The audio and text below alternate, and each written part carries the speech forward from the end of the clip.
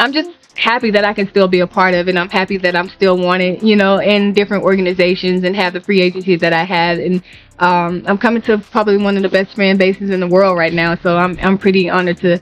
The WNBA scene subtly changed in a quiet Indiana gym. No cameras, no reporters filling the space, and no dramatic headlines. Instead, it was just two basketball icons, DeWanna Bonner and Caitlin Clark, focused and working hard together.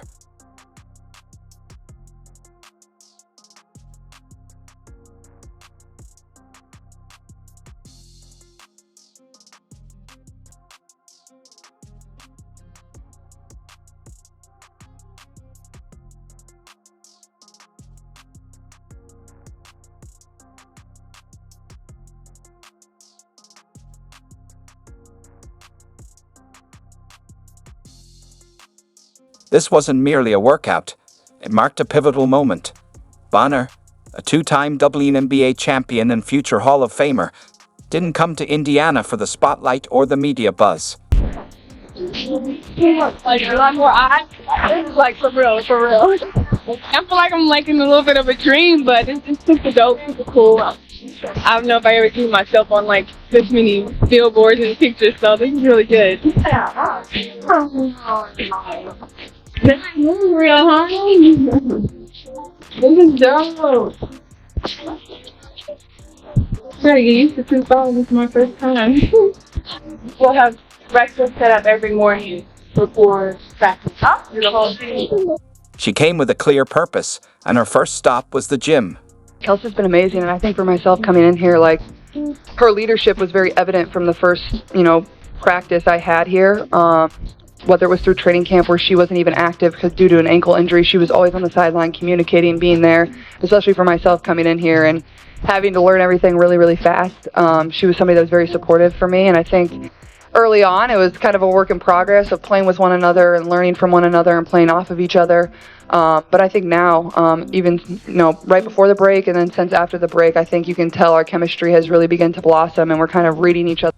Waiting for her wasn't a coach or front office executive. It was Caitlin Clark, the rookie standout already making waves in the league. Oh man, Catch is great. She's all-time great.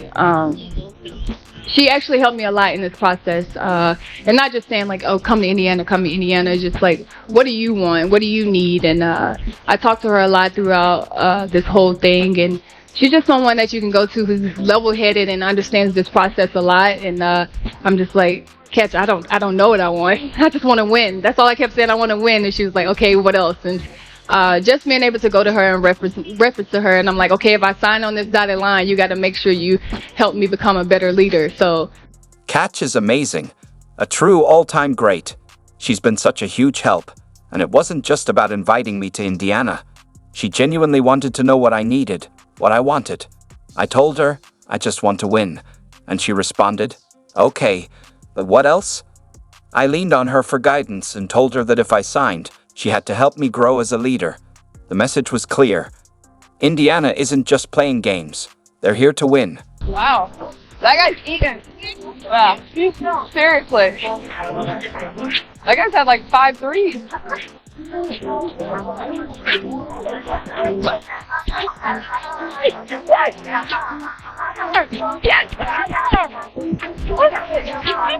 Hey, good screen. I like that. Yup. Free throw. Clark spins away from Bonner, but can't finish. Yet this is more than just a workout. It's experience meeting youth, legacy merging with potential, and fire fueling fire. Bonner, a seasoned veteran, and Clark, a once-in-a-generation talent, aren't just teammates. They're partners in what could become one of the most formidable duos the WNBA has ever witnessed. One's up front, you circle whatever you like, and then we'll bring it out.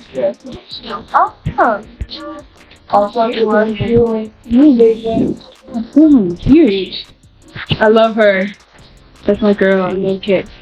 The league has officially been put on notice. The Indiana Fever isn't a team for the future. The time is now. And if you think this is just another off-season story, think again.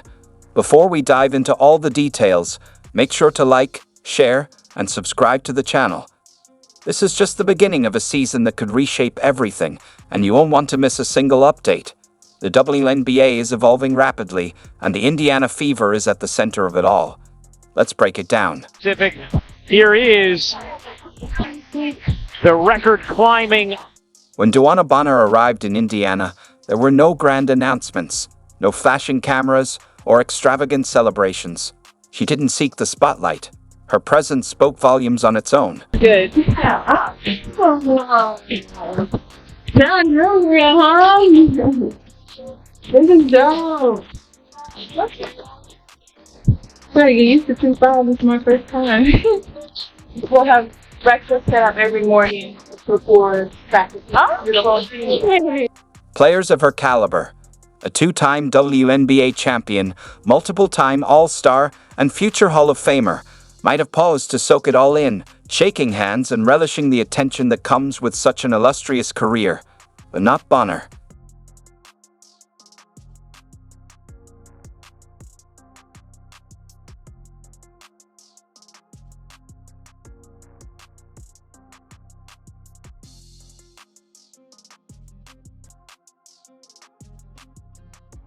She stepped into Indiana with a single focus: to win. Her first action in a Fever uniform made that clear. No press conference, no media tours with cameras in tow. She headed straight to the gym and waited for Caitlin Clark. This wasn't just a casual shoot-around, it was a statement. Ever. Her 87 playoff games are more than any. Bonner has also scored the second most playoff points of all time in playoff rebounding. From the moment she arrived in Indiana, Bonner made one thing clear. This wasn't a farewell tour. It wasn't about boosting her stats. And it certainly wasn't just about the paycheck. She came because she recognized something being built, something others might not see just yet. Beginning of your career, you had some great matchups against Fever, even your rookie season, in the WNBA Finals through Connecticut. What's been your perspective on this franchise? Because when you got into the league, it was Tamika Catchings and Kelly Crosskoff, and Stephanie White was a part of that as well. And kind of watching the transition that the franchise has been going about, getting back to greatness a little bit. I'm excited for them. I'm excited for this franchise. I think they deserve it. It's kind of crazy how you see how it happened in a year. You went from just a little fans in the stands to a sold out arena everywhere. Even on the road, it's crazy. I was telling Kelly, like in the playoffs, it almost felt like it was you guys' home game in Connecticut because there was so many fans. With 87 playoff games under her belt, she has more experience than most players could ever dream of. She also ranks second all-time in both playoff points and playoff rebounds, solidifying her legacy as one of the greatest postseason performers in history. Felt like Bonner ran into her. But a shot clock violation. Now Bonner, she absolutely impacted the bottom of Caitlin Clark. Boy, the athletic. DeWanna, you and Caitlin had a moment in the playoffs last year.